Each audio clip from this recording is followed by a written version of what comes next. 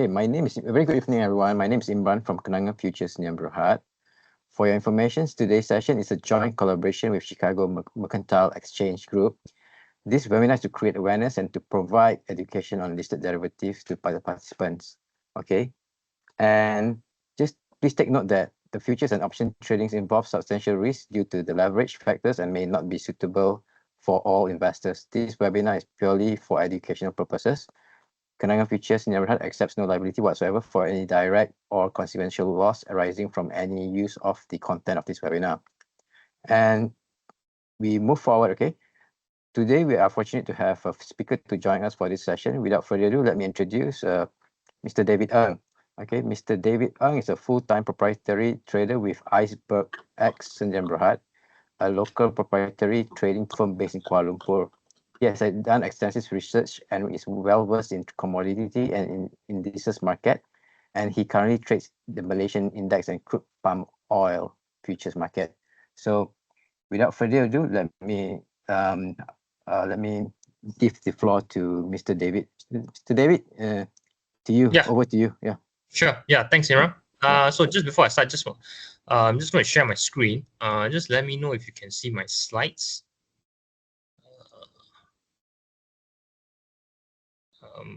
Are you able to see the slides on full screen mode? Yes. No. This is not full screen. It's not full screen. Yeah. Maybe is it full screen? Not yet. I think you got to press the full screen mode. Okay. How about now?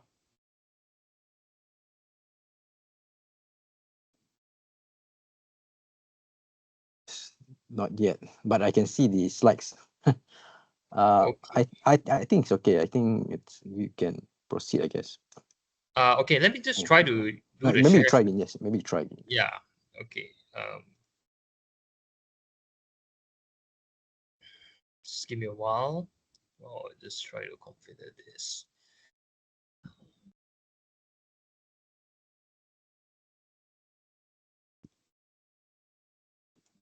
Okay, how about now?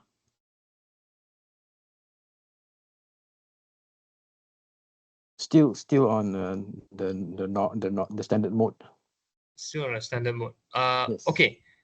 Is it okay if I just continue or? Yes, you can continue. Okay. Okay then. Okay. So thanks everyone for joining tonight's session. And definitely thank you for Kenanga Futures and CME for inviting me. And I think obviously today we're just going to talk about the US market, given the fact that we have actually just cleared the US election with a clear winner. And obviously market is if you just look at US market, it's actually been rallying. If you look at equities per se, it's actually most of the major US indices is actually hitting an all-time high. So I think as a trader, if you are watching the US space, I think it's getting more interesting. And definitely markets are more volatile. When markets are volatile, there's always an opportunity. So I'm just going to start. As usual, before I start, I always like to disclaim myself. And I just like to reiterate what Imran just mentioned earlier. Today's presentation is purely for educational purpose. So any opinion is purely my own personal opinion. It doesn't reflect opinion from Kenanga Futures or from CME Group. And obviously, as what Imran has mentioned, dealing with futures involve a lot of risk. So make sure you are well equipped. Get sufficient knowledge. And I believe that Kenanga Futures can help you in that regard. And before you actually dabble in the derivatives market, make sure you actually get the necessary information and knowledge before you start your journey in trading. Now, I think in the next half an hour to 45 minutes or so, I think the few key areas that we're going to touch about is basically looking at so now we have done with US election. So what's next? I think it's important that, when we look at Trump 2.0, and he's going to get inaugurated in next year, January. I think there's a lot of, I would say there's a lot of factors and elements that we need to be aware of, especially when you trade the US market space. So I think do watch out. There's a lot of things that's going to happen, whether it's on economic front, whether it's on government policy, whether it's on economic policy, it's going to get more volatile in that nature. Now, obviously, as a trader, we always want to look at strategies that we can help to navigate the market. So I believe that, as a trend trader, we look at trends in the market, and you look at where US equities market is heading. It's actually most of the markets are very bullish at this point in time. So there's a clear trend in the market, and I believe that it's always an opportunity for you to use trend trading strategies, to deploy certain trend trading strategies that you can use whenever you look at markets like in the US right now. Now, this chart shows you, looking at where the US majority of the US equities, major equities, started off with the S&P 500, started off with Dow Jones, and started off with Nasdaq markets. You can clearly see all these major indices are hitting all-time highs. The key question is, can this momentum sustain? It looks like it is able to. I think because of the Trump effect, there's more certainty, there's more clarity after the US election. Normally when you head into an uncertain period, there's always risk off in the market. But now when we have more certainty, we have now finally get the US election risk is finally taper off and fade off. The market gets more clarity, and until then, markets once it's reach more certainty in certain ways, markets will tend to behave more optimistic. So I think do watch out. Definitely is as with any markets, you can't always be a market that's always heading higher and higher without a proper retracement. Because yeah, Sorry, David. sure, There's a yes. comment that your slide is not changing. Oh, my slide is not changing. Yeah. Okay. Maybe what I do is maybe I just try to share again. But Okay. this time in different mode. Right. Thank you so much. Yeah. Sorry about that. Just a minor hiccup.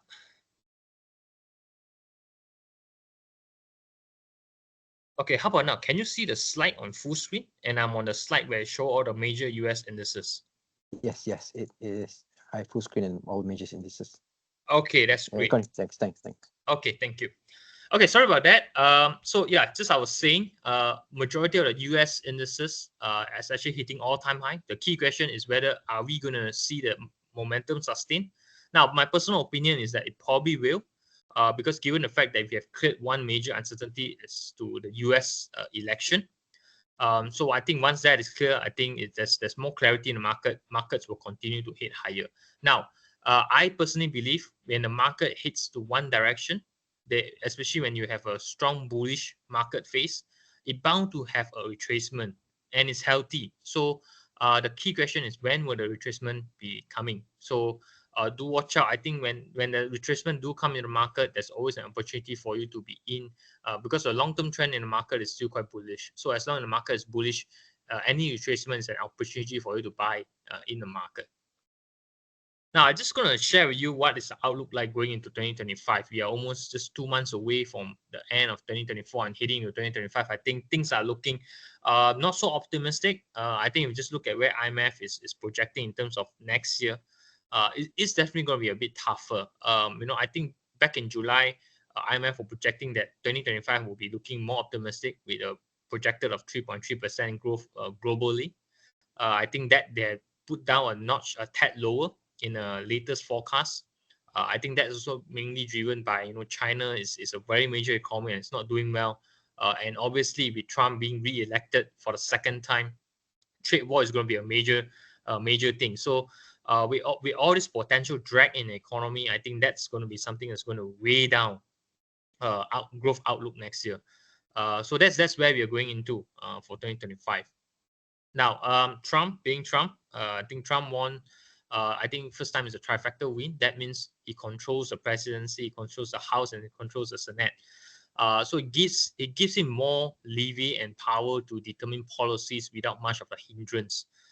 So it's crucial to see what his policies are. Obviously, during the campaign period, there's few key points as mentioned, and the major thing that we are observing is that whether those key election points will be coming into play when he is inaugurated next year in January.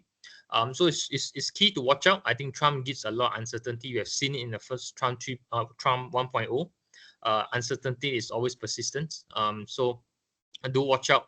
And as a trader, we love volatility. So as long as there's volatility in the market, there's always an opportunity for you to capture.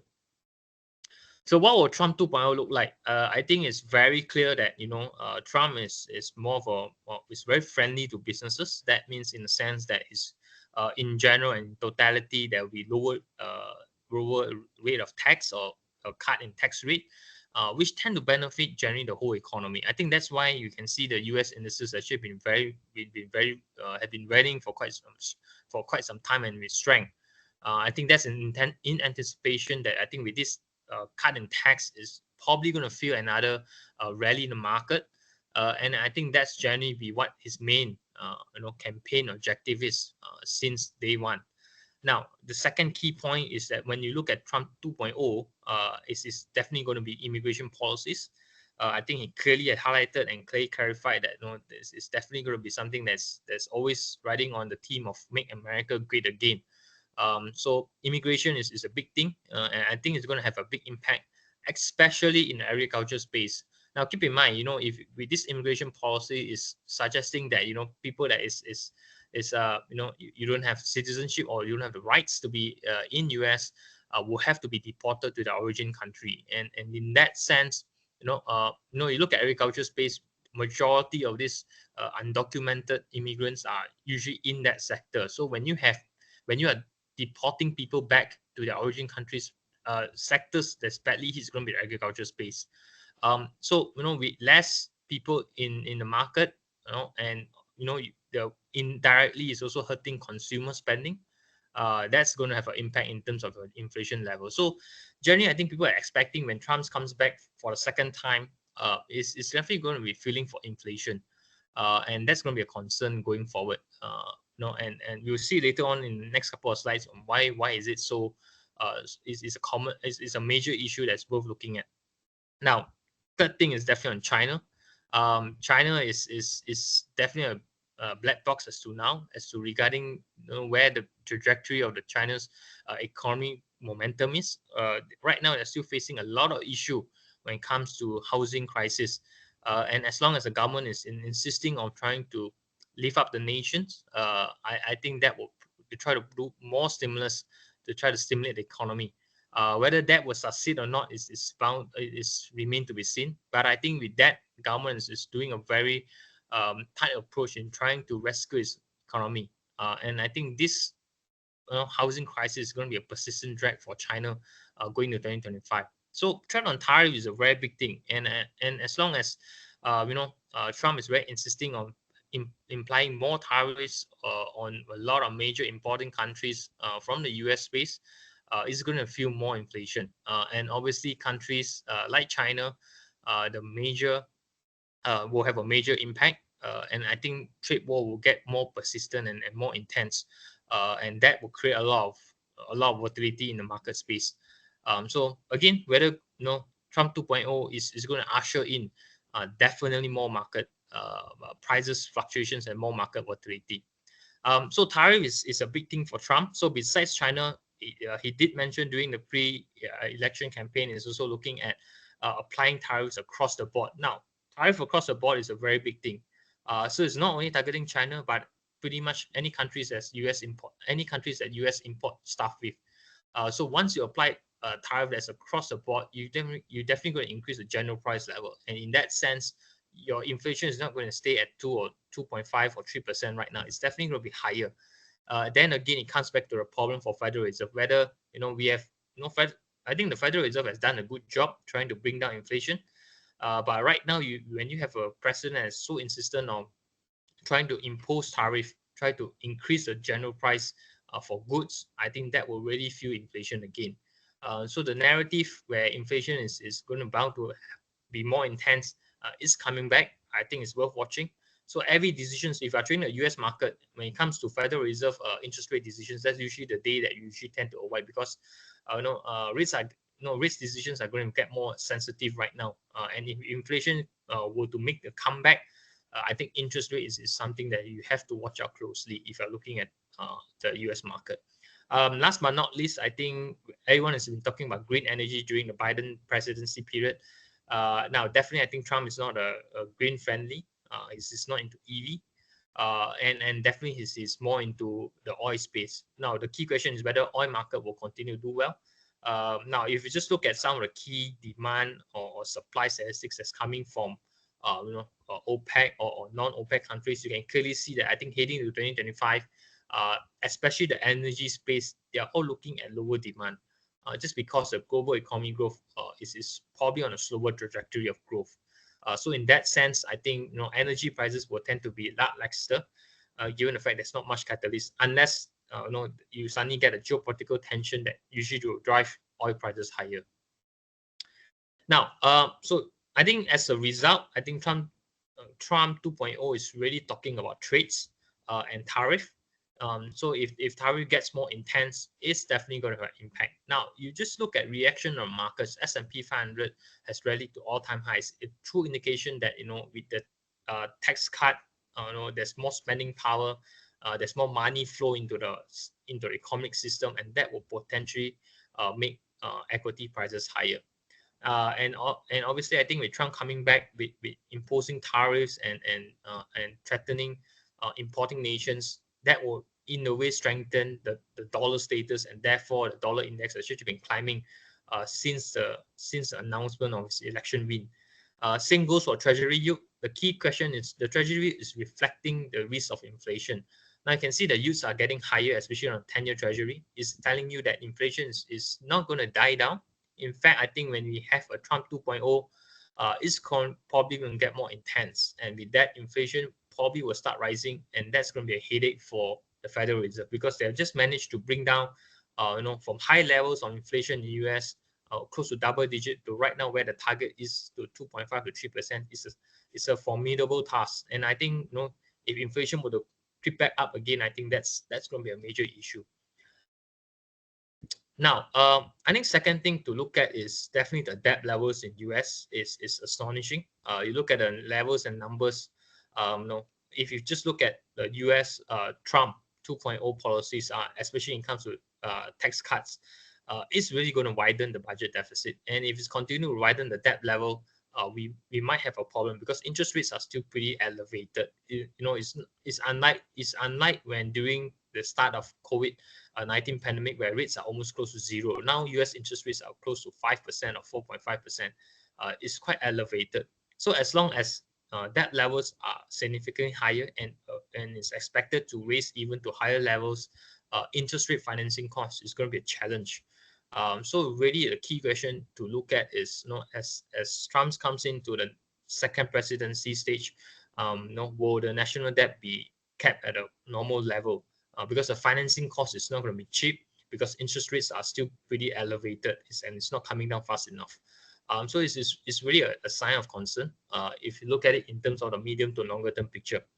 Now, Trump immigration plans is definitely going to be a key catalyst to make prices higher. The reason being is because you're definitely going to be expecting less labor force in the market, because the act of deportation, whether you're bringing undocumented immigrants back to their origin countries. So therefore, there's a pool of labor that is shrinking, and therefore, you're definitely going to raise overall prices higher. Now, China, you just look at when the first trade war started back in the first Trump 1.0, back in the early parts of 2018. You can see that there was definitely a shock into the system. China didn't really expect such a decision from US, and it managed to retaliate, and in a way it readjusted. So you can see China exports to US post-COVID has gained quite significant coverage, but I think of late, you can start to see that US is slowly shifting the attention away from China and importing from other countries. So really, I think coming to Trump 2.0, China will be more prepared, in the sense that they'll probably be putting less reliance on US and looking at other major countries to export their goods to. You can see the percentage of China goods to US actually been declining from as high as 20% right now, and probably doing in teens of 10 to 14%. So it's quite a significant decline in terms of dependence for the US market. So I would say Trump 2.0, China will be much more prepared. I think they're definitely going to be more well positioned when in case of any significant threat of tariff. China will know what to do next and probably will divert some of the export markets over to other markets that's more relevant instead of the US market. Now, you can clearly see this space, especially in the dependence on US when it comes to agriculture. So China is used to be a major importer of the US soybeans and corn market. So for those who are the audience who are trading the agriculture space, especially the US agriculture, whether it's a corn or soybean market, be prepared. I think you can see that the relationship between the US corn prices or US soybean prices and the Brazil prices is actually quite diverging. Reason being is because China now is the largest customer for Brazil soybean and corn. It's no longer the US. So you can clearly see the significant shift is definitely on the agriculture market. Now, one interesting thing that we can anticipate is that back in the first Trump 1.0, the corn and soybean market was actually a major leverage. I think because of the threat of tariff, I think China and US negotiated on a deal to where China needs to import a certain amount on a yearly basis. So let's see whether Trump 2.0 will that continue. Will there be a deal? But having said that, I think China is well comfortable because we have the South American supplies, which is abundant. Brazil and Argentina continue to do record planting every season. And I think definitely they'll be more in favor if China continue to demand more from South America. So US, the key question is that will US willing to claim back the market share by negotiating a deal on the table once it comes to the threat of tariff on agriculture space. So this is what I meant. You can clearly see that just last year and this year alone, that definitely they put a lot of reliance on the South American supplies rather than the US supplies. So it's a key question to watch, and it's worth to watch. If you're trading the agriculture space next year, will Trump 2.0, will they negotiate a deal between US and China for at least to shift away some of the market from South America over to the US? Keep in mind, US soybean and corn is a major commodity for the US market. So losing such a big customer is going to have a great impact on their market space. Now, so far we have seen a lot of MAGA impact, which means Make America Great Again. You can see the dollar index actually slowly climbing, inching from the 103 level to 106 index level. So it shows the strength of the US dollar is actually emerging back again. And a lot of other major trading countries' currencies actually got affected by the strength of the dollar. So Trump 2.0 is definitely going to usher in a stronger dollar, which is in that case is bad for the gold market. If you just look at how the inverse relationship between the gold prices and the US dollar strength, you can clearly see there's an inverse relationship. That means when you have a strong dollar, gold prices tend to be weaker. So if you are trading the precious metal space, we just probably be anticipating that when you have a strong dollar, it's not going to help the gold prices. Okay. Now, here we have also the US inflation and the Treasury yield. You can see that the Federal Reserve did a good job. From inflation level as high as 9%, they managed to bring it down to as close to 2.5%. Their target is 2%. They are close to their target level in a span of about 1.5 years. It's tremendous. Now, the key question is that with Trump policies in place, and if he's expecting to stick to his policy, it's definitely going to be raising inflation level eventually.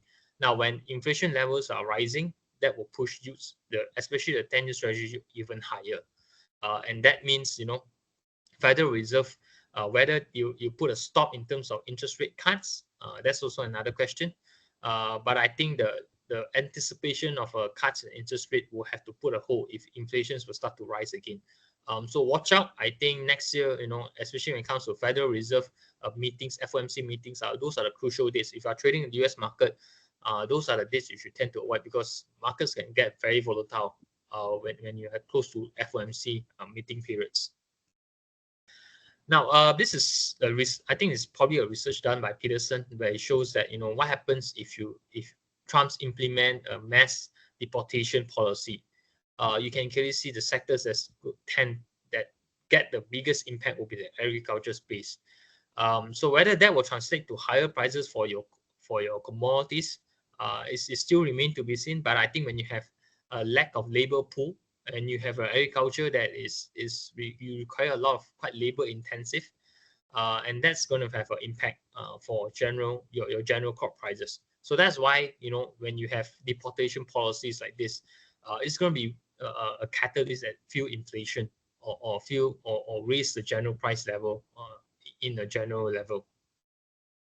Now, I think they also did a research what happens to the US economy and to the respective trading countries if US were to implement a tariff across the board. Now, if you just focus on China solely, if the trade tariff is to raise the tariff that's implemented on China, the impact will be much lesser. But when you implement a general tariff across the board to all your trading countries, then the impact will be much bigger. In fact, I think what a lot of economists projected is that if Trump were to stick with a 10% tariff application across the board, you are looking at slower numbers for the US GDP. I think whether Trump will stick to it, that's still a question. But if he were to do it, I think it will have a big impact for the US economic growth. So in that sense, I think if you are trading the US equity space, you have to watch out on any announcement when it comes to the threat of tariff, because that will eventually impact not only on the US market, the respective trading countries as well. So the 10% tariff across the board is a very big impact for the US market. Now, personally, I don't think he will do it. I think it's more of a pre-election momentum by putting a tariff to gain a popular vote popularity. But when it comes to implementation, when the question of making economic sense, I think that's something that I think Trump will not want to pursue. But let's see. I think Trump being Trump, is definitely going to be a bit uncertain when it comes to decision like tariff implementation. So I think I'll say this: 2025, going to 2025 with Trump 2.0 presidency, inflation is something that you have to watch out. I know the past 2 years, inflation is out of story because the inflation has slowly declined quite gradually. But I think with these policies as expected to be implemented, it's going to be a driver for prices, for rising general prices. So in that sense, inflation is expected to go higher, and that again will probably bring the narrative where interest rate probably should be raised or cut. That's going to be impacting market. Now, coming on to oil, I think US is in a very unique and I would say in an interesting position. Now, if you just look at the US oil dynamics, US used to be a net importer of energy. That means they have actually been importing oil from other countries back in the early 2000s. I think with the technology of fracking back in the early 2010 onwards, you can clearly see that US managed to turn from a net importer to become a net exporter of crude oil market. So right now you can see US, if you talk about the non-OPEC countries, US stands to be, I think, the largest oil producer if you don't include the OPEC producing countries. And if you just look at the US output, it continues to go higher. So it goes to show that US continue to grind the productivity in the oil market has actually been there. So the key question is that now with Trump 2.0 coming into place, and he's a major supporter of the oil industry, can US maintain that position? Now, the oil dynamics is very peculiar, and it will get more interesting because the OPEC has actually been trying to cut, or rather to delay production increase for quite some time, just to maintain high prices. Now, with next year, things are looking slightly modest on the negative side, lower demand. Whether can OPEC countries continue to cut production? My personal opinion is that I don't think they'll continue to do it because that it takes a lot of market share away from OPEC, and I think US over the past year or so has actually been trying to fill up the gap, in a sense, like trying to fulfill those natural supply in the market. So I don't think OPEC will want US to be always in the number one position. They want US to continue to take the market share. Eventually, I think OPEC has no choice but to stop, or rather to do away from production cuts and start pumping into the market. and that will bring energy prices lower. So watch out. I think energy is going to be another segment or another market is going to be very volatile next year. Given the fact that I think the dynamics of it is you see probably be higher production and lower demand going into 2025. Now, CHIPS Act is more to the semiconductor industry. You can clearly see during the Biden era, there's a lot of incentive for semiconductors industries to bring or to do onshoring. That means to shift over part of their expertise or their production from US back into the US market. So a lot of incentives given by the government. The key question is whether Trump will probably be extending it, or whether will he come up with a different version of it. Now you can see that most of the Nasdaq counters actually been rallying to great heights. So it seems that a lot of these tech companies will probably still tend to benefit from this CHIPS Act. Now, whether Trump will extend it or probably give a different version of it, it still remains to be seen. But I think to a certain extent, Trump is still quite friendly when it comes to the semiconductor industry. And if you look at the MAGA definition, making America great again, definitely I think where Trump will always favor where things are bringing back onshore rather than offshore. So I think CHIPS Act probably will still continue, but maybe will be a different variation altogether. And I think that's something for us to observe, if especially for the semiconductor industry. Now, what I meant by when you have a Trump 2.0, there's definitely going to be more volatility. You just look at the first Trump 1.0. You look at the VIX index. So this chart basically looking at the VIX index over the past 10 years. And you can see that during the Trump presidency in the first round, there's a lot of spike in the VIX index. So that tells you whether it's for a trade war, whether it's from geopolitical tension. You can see that during Trump presidency, there's a lot of volatility in the market. Now, it's not a bad thing. Volatility, it tells you that generally there's more price fluctuation in the market. And usually, if you're a trader, you definitely like markets that's actually more volatile. Now, again, this also tells you that when markets are more volatile, that means you must have certain ways for you to make sure that you deploy certain risk management strategies so that you don't get stopped up in the market. Because when markets are more volatile, that means prices are going to be gyrating between positive and negative prices more frequently, and therefore, having a proper stop loss management is vital when you are looking at a more volatile period. So I think next bit is looking at how can we capitalize the market opportunity. So I will always tell the audience is, when the market is trending, trade with the trend. If the market is sideways, then you must use sideways or range trading type of strategy. Now, if the market is trending, it's good to use a trend trading strategy. And how we use a trend trading strategy, there's a couple of ways. One is to look at Heikin-Ashi candles, or you can plot using a moving averages. And I think it's good to look at trending tools like the directional movement index, or DMI for short, which is a very good trending tool to indicate to you whether the market is trending or not trending. And I think you can gauge the strength of the trend also by looking at ADX value. Now, last but not least, in every trading plan, you must have a way for you to manage your loss. And the way to do it is by looking at the ATR multiples. ATR stands for Irish True Range. So we're going to cover this a little bit more in the next couple of slides. But I think the main gist of it is just having a plan.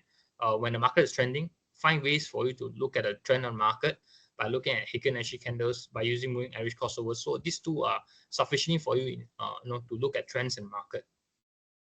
Now, this is basically the S&P 500 futures market. So you can see that majority of the candles are heading higher. If you look at where the left and the right hand side of the chart is just pointing, the right hand side is always higher. So it's telling you that the S&P 500 is hitting an all-time high level, and clearly it is, it's a long-term bullish market. Now, if one way to look at it, trend in market, is to plot moving averages. So what I did here is to plot a 200 period and a 50 period EMA. So 50 and 200 is quite significant in the sense that these are all daily chart, daily candles. So it gives you sufficient time period for you to analyze. So as long as the candles are above these two moving averages, it's telling you that the market is heading higher, and the trend of the market is still bullish. Now, obviously, if the candles are trading below both the candles, it's telling you the market is downtrend. So clearly you can see S&P 500 and also other major indices like the Dow Jones or even the Nasdaq market is clearly on an uptrend market. So during an uptrend market, always find position for you to long rather than finding a position for you to try to time the reversal in the market. It's always a tough business to be in because the trend can stay quite persistent. So you never know when eventually the market will probably take a turn. So it's always great. The market is trending. Be in a position with the trend and not against the trend. Now, I just want to show you these two charts now, chart A and chart B. Now, if I ask you this question, which particular chart is good for trend trading? Now, these two charts are the same product, the same time period. The only difference is the type of candles. Now, chart A is your typical Japanese candlesticks chart. And chart B is a derivation of Heiken Ashi. Now, Heiken Ashi is nothing fancy. It's more of a trend trading candle. So in that sense, it highlights to you the trend on the market in clearer fashion as compared to Japan's candlesticks. So if you are trend trading, you're definitely going to use chart B to trend trade because it tells you the trend quite clearly as compared to Japan's candlesticks with chart A.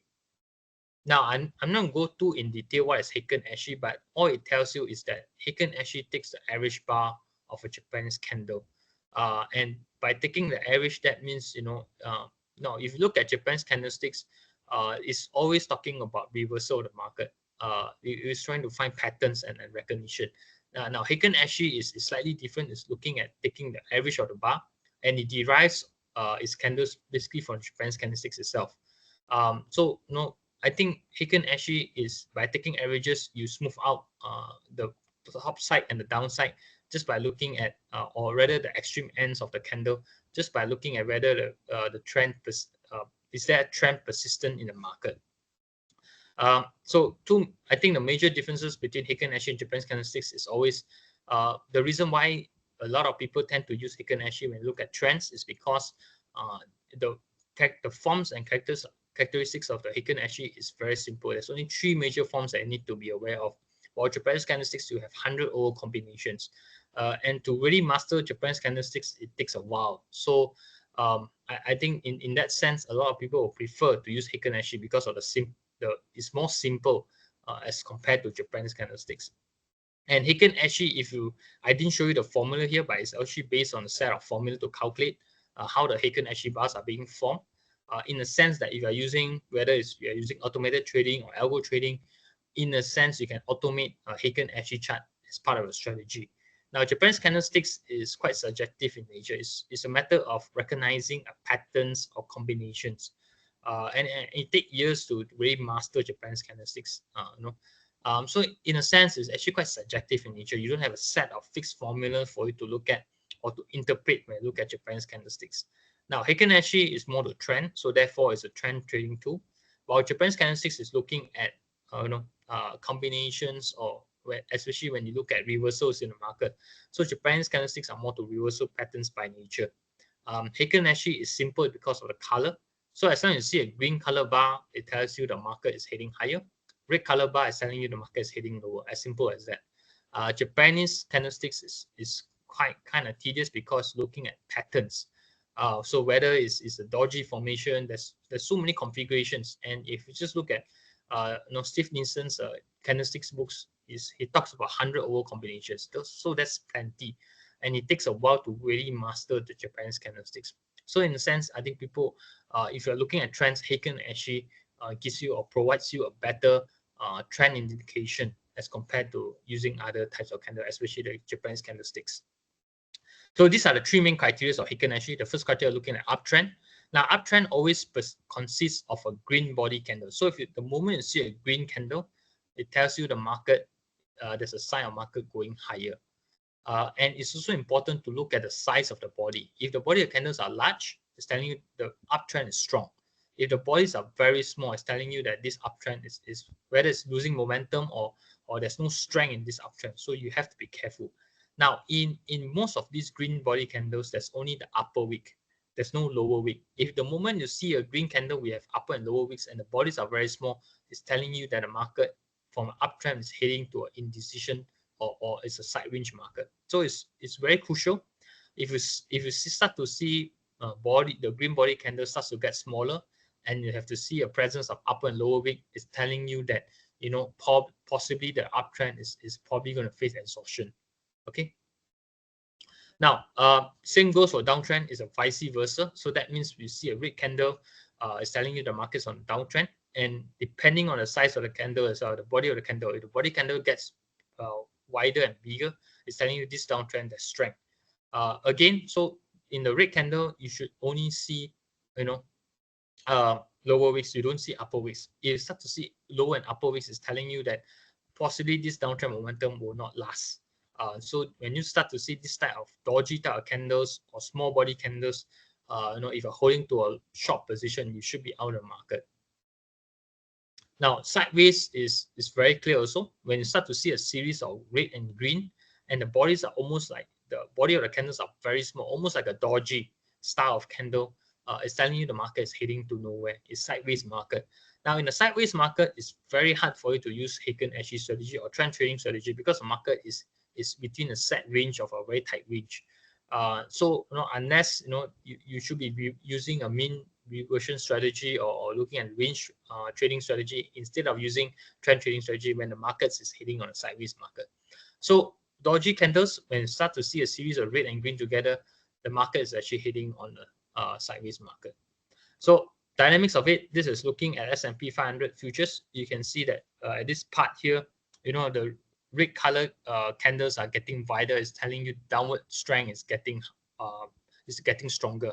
Same goes for here, green candles, the body of the candles are getting wider. It's telling you that the uptrend strength is gaining momentum. Now, having just looking at Heiken-Ashi may not be enough. You can pair it with moving averages. So what I did here is looking at two sets of moving averages. One is the shorter term, the 9-period EMA. Another longer term period is 20-period EMA. So crossovers are easy. The moment the shorter term crosses above, the longer term is telling you that the market is going to hit higher. Now you couple that with the green Heiken-Ashi bars, you start to see the green Heiken-Ashi bars are getting wider. That tells you that this uptrend is probably going to be sustaining or probably be just the start of an uptrend market. So that's a very good opportunity for you to take a long position in the market. Until when you start to see that, you start to see a series of red Heiken-Ashi bars, and when there's a bearish crossover where the shorter term crosses below, that usually tells you that this uptrend rally is probably going to be exhausted and the market is probably going to be heading for a turn in the market. So that's how we use moving average crossover together with Heiken-Ashi. Now, I just want to introduce you a third tool called DMI, or Directional Movement Index, which is a trend trading tool. Now, I'm not going to go too detail onto the construction of DMI. I think you can definitely go and Google it. There's a lot of resources on this explaining what this tool is about. But I just want to highlight the three major lines that's in this indicator. One, we have the positive directional indicator called plus DMI, and one, we have a negative directional indicator called minus DMI. Last but not least is the last line is called average directional movement, which is the ADX line. Now, this ADX line is the most important one. ADX measures the strength of the trend.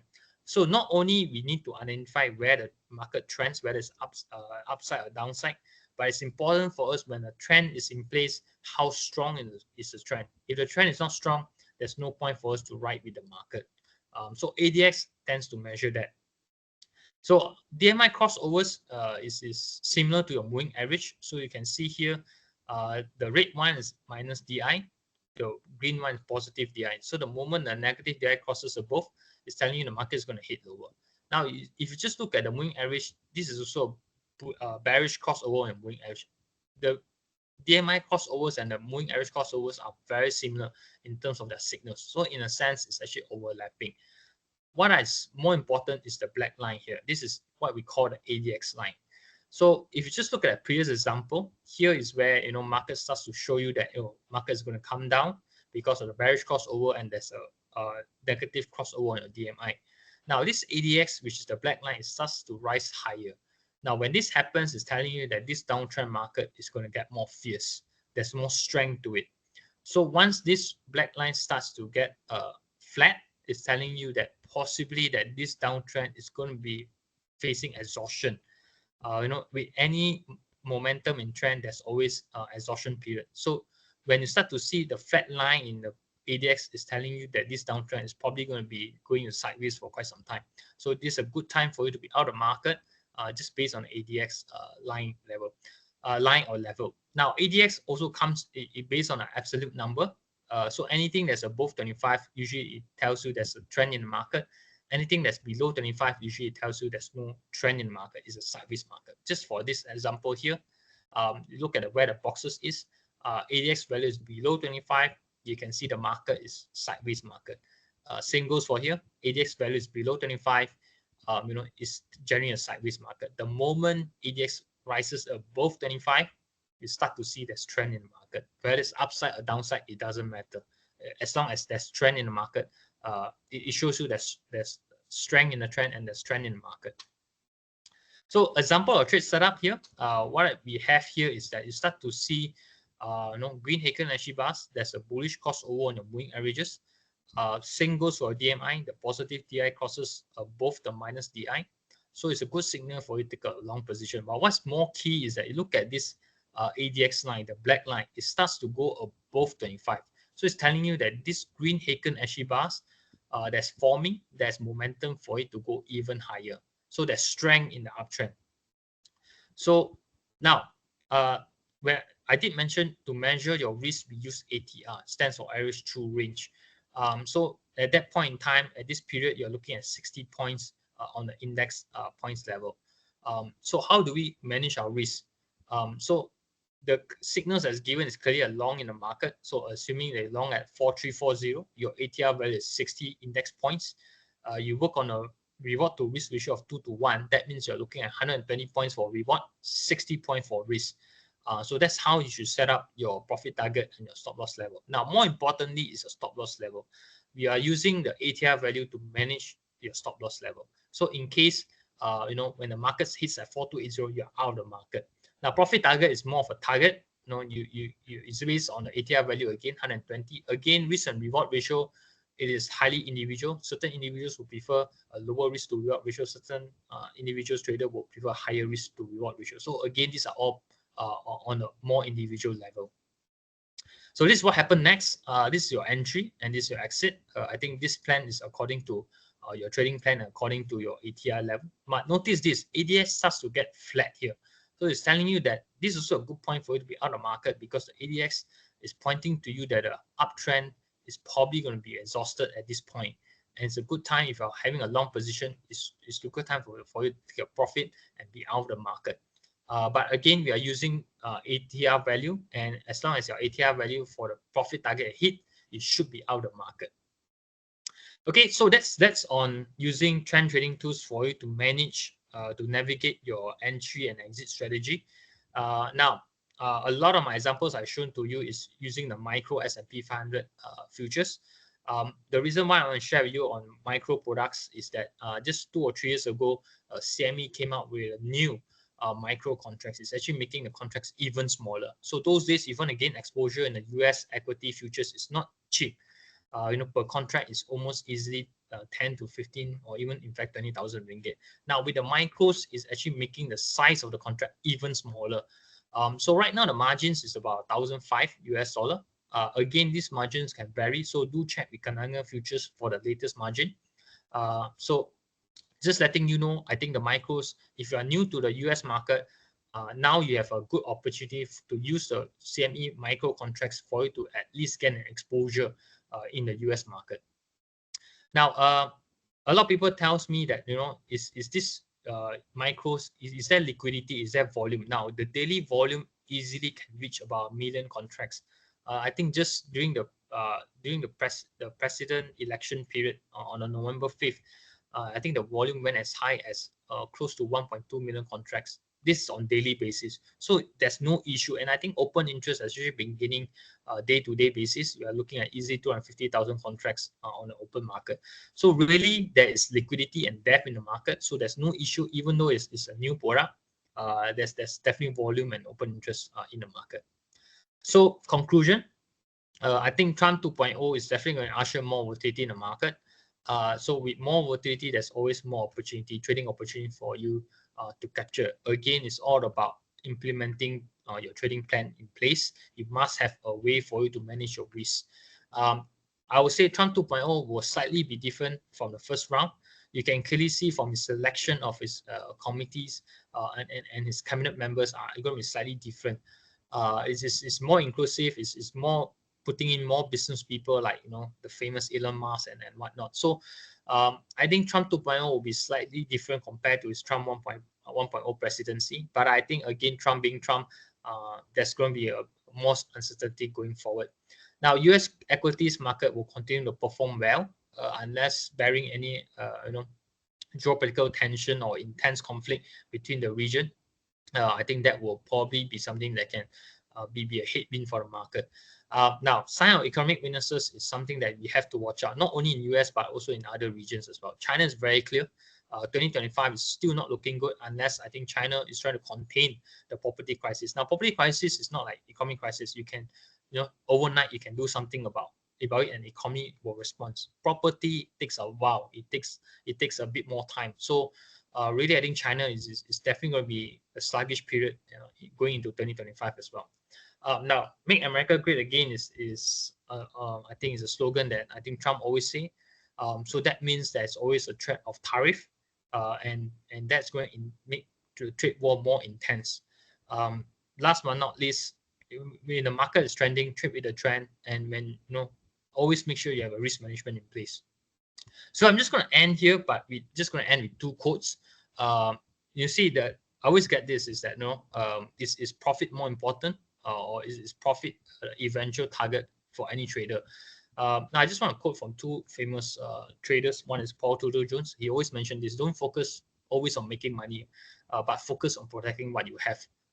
And another one by Tom Hogarth from the book Best Loser Wins is he always believed in defining his risk because it's never about a profit. The profit always comes once after you manage to define your risk, because the reward will come eventually. Because if you don't manage your risk well and the markets are very volatile, you can get wiped off easily, especially during volatile times. So always make sure you have a way to manage your risk first before you actually gain your reward. So with that, I'm just going to hand it over to Imran. I'm going to just stop here, and Imran, over to you. All right. Thank you so much, David. That was definitely a very fruitful session for all of us. Before we proceed to the questions and Q&A session, there's some. Can you see this? Hello, David. Yeah, sure. Okay. So we just we have something for the viewers as well. Just for your everyone's information, we are currently running a CME campaign mastering futures from the 19th August 2024 to the 15th November 2024. So with a RM 100 ringgit touch and win a RM 100 ringgit touch and go credit vouchers when you successfully open an account and trade one contract of CME products. And this is limited for the first 88 successful account openings. And you only require an initial deposit of RM 10 ringgit, which is required to open an account. From the successful account opening, you will get a free basic recorded e-learning video for you to master futures. And for the top price, for the grand prize, for the top 10 in the highest volume traded for CME contracts, you will win a 2 days future trading masterclass. Okay, so thank you so much, Naili, for sharing this campaign with us. So you can see here, right? Naili, okay, thank you so much. So if you have any questions, please email us at Kenanga Futures Marketing. Naili, can you share us the last slide? Naili? Yeah.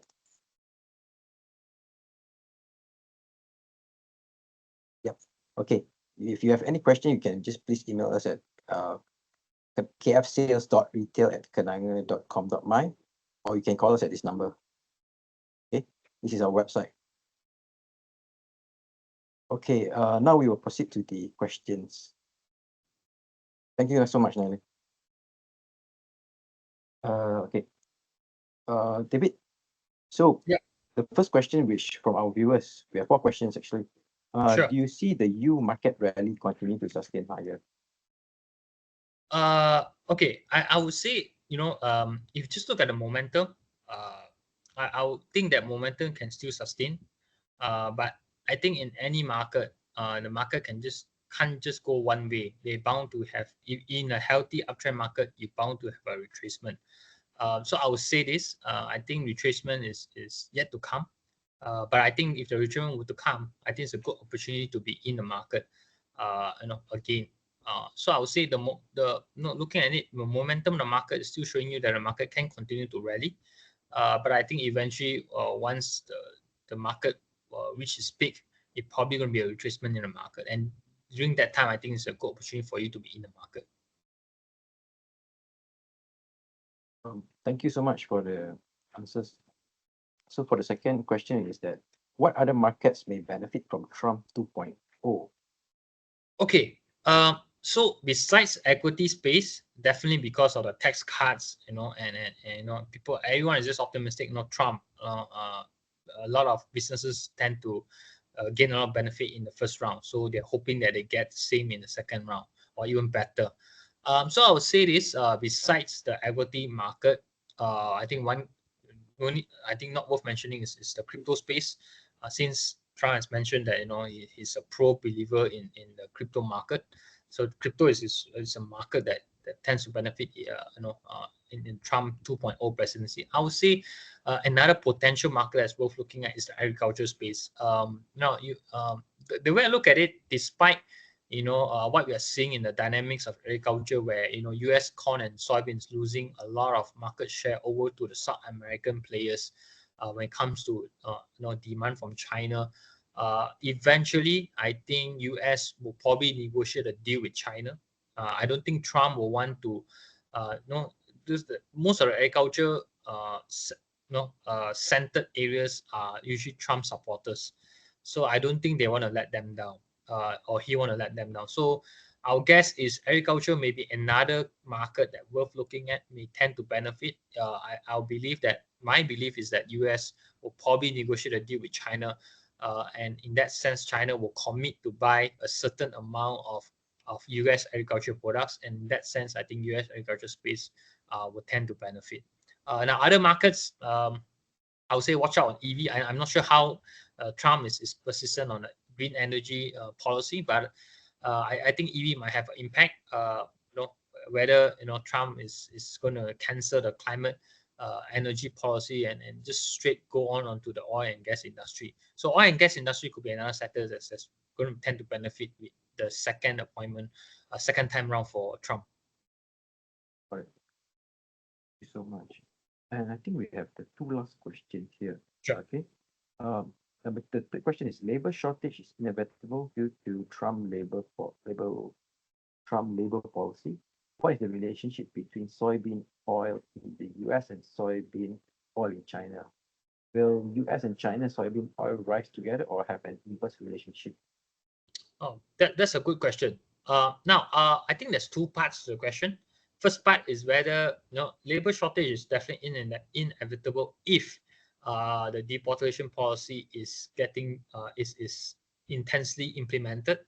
I think that will affect the US agriculture in totality, whether you talk about corn, soybean, because agriculture is a very kind of labor-intensive industry.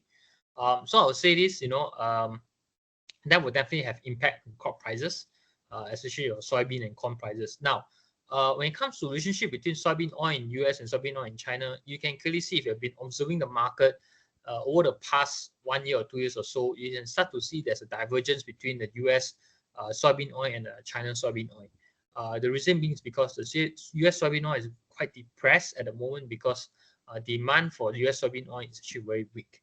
You can see from the chart earlier, I showed it to you. Pretty much, I think China is shifting most of their demand over to the South American guys. So that's why there's ample of supply, there's ample of stock levels, and that's why US soybean oil cannot go higher or cannot see the rally that we're seeing.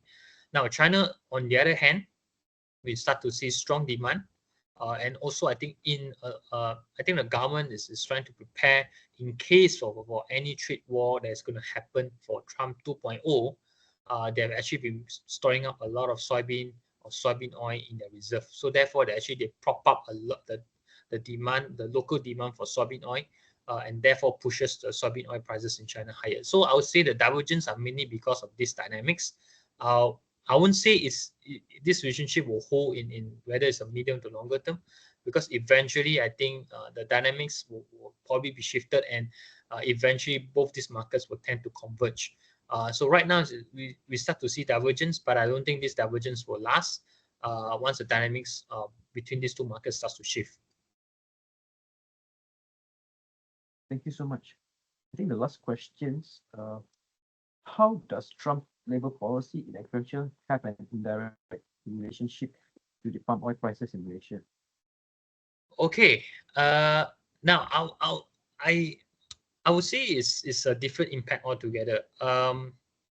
Trump labor policy is when it comes to immigration policy, it's going to affect agriculture in the sense that you have less pool of working people, because majority of these working people are undocumented immigrants. So in the sense that they will get deported out of US. So therefore that will push US agriculture prices higher. Now, if that's the case, then that means the soybean oil prices or soybean prices in US is going to go higher. That will probably lend a bit of support for Malaysia palm oil price, because if you just look at the relationship between Malaysia palm oil price and the US soybean prices, they are actually quite closely related. So you see higher soybean, you should be able to see higher palm oil prices as well. But keep in mind, I think right now what you are seeing in the palm oil space dynamic, especially in Malaysia, is because the recent rally is mainly attributed to strong fundamentals. Where we're seeing lower stock levels, lower production, high demand, and I think that's only constrained to the palm oil market, and it's not affecting the soybean market. So I would say this: how does Trump labor policy affecting Malaysia palm? It will be very indirect. In fact, possibly there's no potential impact, because Trump labor policy is going to affect U.S. Agriculture prices. In that sense, U.S. soybean prices. Whether that will indirectly impacting Malaysia palm is not going to have a major impact. Got it. Got it. Thank you so much, David. Is there anyone have questions for David before we end this webinar? Only one, twice. For last time. So David, this would, I think we have come to an end to the webinar. Thank you so much for being able to be here today. Yeah, pleasure is all mine. So it looks like that's all the time we have for tonight. Thank you for all the questions from our participants. If you have any questions, please do email us, and we will try to answer all your questions via email after the session. Thank you so much. Thank you so much, David, as well. Thank you. Yeah. Thank you, everyone. Thank you, everyone. Thank you. Good night, everyone. Yeah, good night. Bye.